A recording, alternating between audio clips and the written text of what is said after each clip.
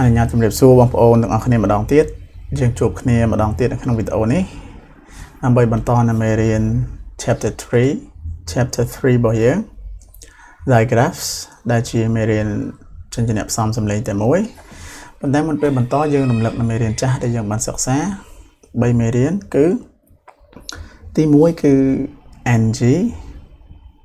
ដែលមានសំឡេងងទី2 nk ដែលមានសំឡេងងខនិងទី3គឺ ph ដែលមានសំឡេង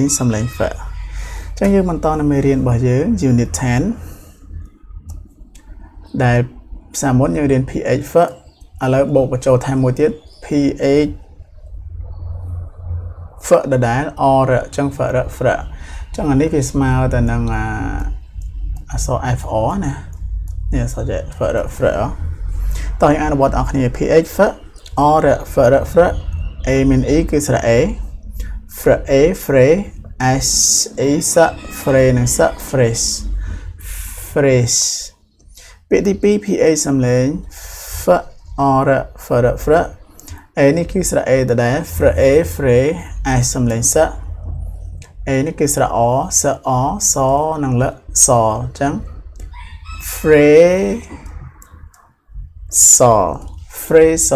phrasal ឥឡូវ phrase alright okay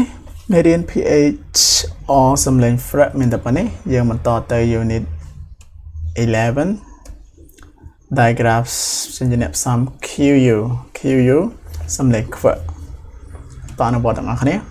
qu សំឡេងខ្វ i មិនមាន e គឺស្រៈ e ខ្វ e ខ្វី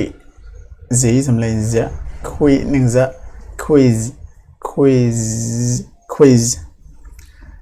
ទី2 qu ខ្វតាមពិតកន្លែងនេះគឺ ie ណាយើងអាចចាំចេះទៅខ្ញុំសរសេរបំបែកប៉ុន្តែបងប្អូនអាចចាំចេះមក ie គឺសំឡេង i អញ្ចឹង qu ខ្វ ie i ខ្វ i choir teacher choir និង quiet ពាក្យទី3គឺ q សំឡេងខ្វ i អត់មាន e គឺស្រៈ e ខ្វ e quit teacher quit និង quit ខុសគ្នាណាឥឡូវ quiz ដល់ពេលនេះ quit ខុសកតុយគេមេរៀនទី11 q សំឡេងខ្វមានប៉ុណ្ណឹង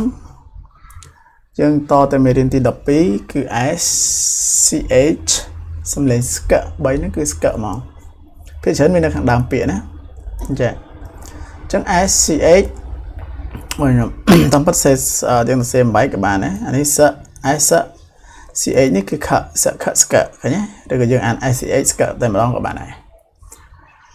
double o គឺស្រៈ u ស្ក u school l school និង l school ទី2 s ch ខសខស្ក o នេះគឺស្រៈ o ស្ក o score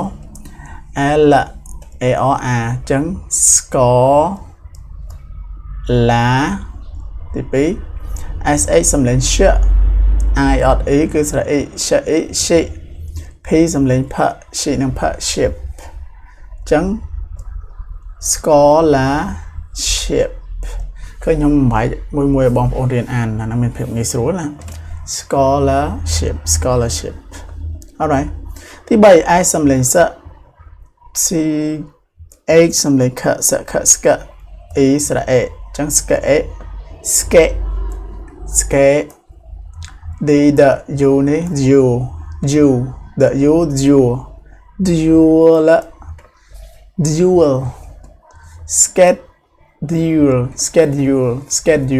schedule okay alright មេរៀនរបស់យើងមានប៉ុណ្ណឹងរំលឹកបន្តិចគឺ phr សំឡេង phr សំឡេង fr qu សំឡេងខ្វ ហើយនឹង sch សំឡេងស្កជួបគ្នានៅក្នុងវីដេអូបន្តទៀតបងប្អូនទាំងអស់គ្នាជម្រាបលា